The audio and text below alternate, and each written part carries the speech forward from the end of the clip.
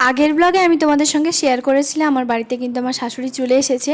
আর এখন বাজে হচ্ছে তোমার 3:30। তো এখন একটুখানি মেজো জেঠুর বাড়িতে নিয়ে যাচ্ছি। তো তার জন্য এই যে কাদার মধ্যে হচ্ছে দুজন মিলে হেঁটে হেঁটে চলে আসছি। তো আমি বললাম যে চলো একটু আমার মেজো জেঠুর বাড়িতে ঘুরে আসো। তো বাড়িতে কিন্তু মা বাবা আমি তিনজন, তারপরে হচ্ছে শাশুড়ি চারজন মিলে হচ্ছে বসে অনেকক্ষণ কথা বলছিলাম। তো এখন হচ্ছে হেঁটে হেঁটে এখন জেঠুদের বাড়ি আসছি। তো মা আর কিছুক্ষণ পরে চলে আসবে। তো অনেকগুলো দিন পরে এসছে, তো ঘরটা বলছে ভীষণ সুন্দর লাগছে, অনেক কিছু পরিবর্তন হয়েছে, কালার থেকে শুরু করে অনেক কিছু। তো এইসব, তো যাই হোক এদিকে মাও চলে এসেছে আর এখানে সবাই মিলে আমরা গল্প করতে বসে পড়েছি। তো যাই হোক এই যে আমার মেজো জেঠিমা এখন খেতে বসছে, প্রসাদ খাওয়া ওদের বাড়িতে এখনও হয়নি, সবাইকে দিতে হয়। তো তো তার জন্য তো অনেকক্ষণ আমরা কিন্তু কথা বলেছিলাম। আর এখন বাজে হচ্ছে তোমার 5টা 5:30 মতন।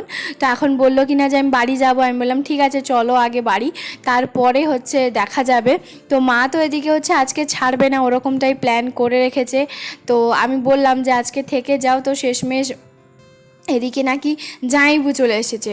তো যাই হোক জামাইবু এখানে আমাদের জন্য নিয়ে এসছে কোল্ড ড্রিঙ্কস আর নিয়ে এসছে হচ্ছে তোমার আইসক্রিম। যেহেতু আমি আইসক্রিম খেতে ভীষণ ভালোবাসি, তো আমার জন্য কতগুলো আইসক্রিম নিয়ে এসছে, দেখো 6টা আইসক্রিম নিয়ে এসছে। জামাইবু জানে যে দুটো তো আইসক্রিম আমার, বাদ বাকি আমার মায়ের, তারপর বাবা শাশুড়ি এদের জন্য। তো যাই হোক জামাইবুর এখানে 3জন 4জন মতন বন্ধু এসছে, মানে কাজের সূত্রে এখানে এসেছিলো, তাই ওদেরকেও নিয়ে চলে এসছে সঙ্গে। তো ওদের জন্যই হচ্ছে এখন এই কোল্ড ড্রিঙ্কস হচ্ছে দেবো। আর এই আইসক্রিমগুলো আমি বললাম যে এখন খাবো না, ফ্রিজের মধ্যে রেখে দিই।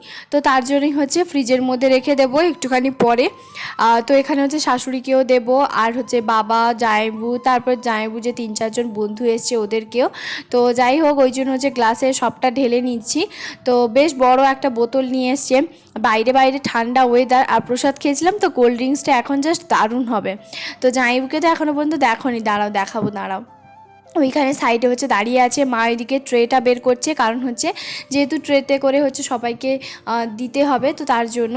তো এই জন্য আর প্রথমে দেখবে ফেনাটা হচ্ছে এমনভাবে থাকে না, মনে হয় যেন পুরো গ্লাসটা ভর্তি হয়ে যায়, ওরকমটাই হয়। তারপরে মা বললো যে পুরো গ্লাসটা একদম ভর্তি করে হচ্ছে দিয়ে দে।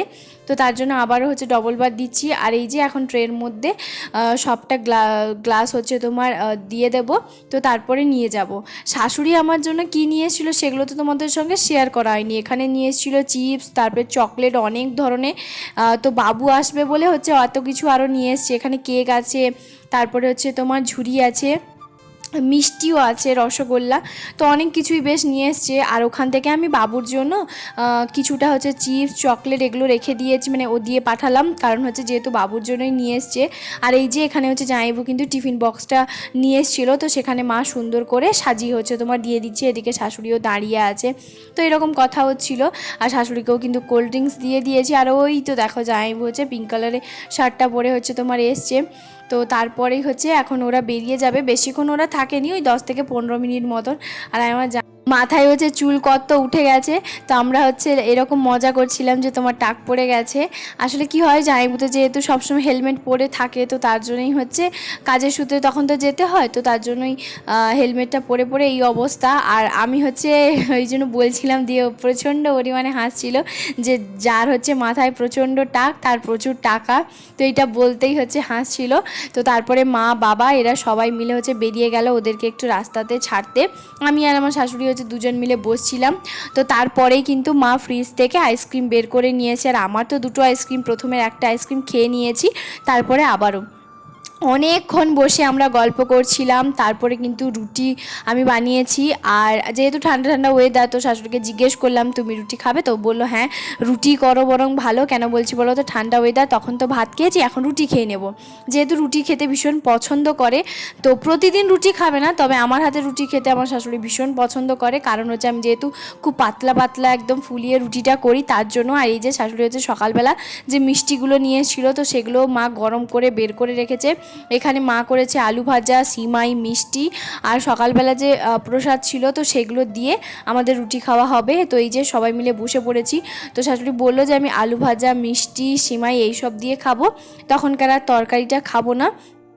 কারণ হচ্ছে প্রসাদ তো একবেলা খেয়েছি, তো বয়স হচ্ছে, শরীরে তো আর সবটা যায় না, তার জন্য। তো যাই হোক, সেই জন্য এই যে মা এখানে সিমাই করেছে বেশ অনেকটা পরিমাণে।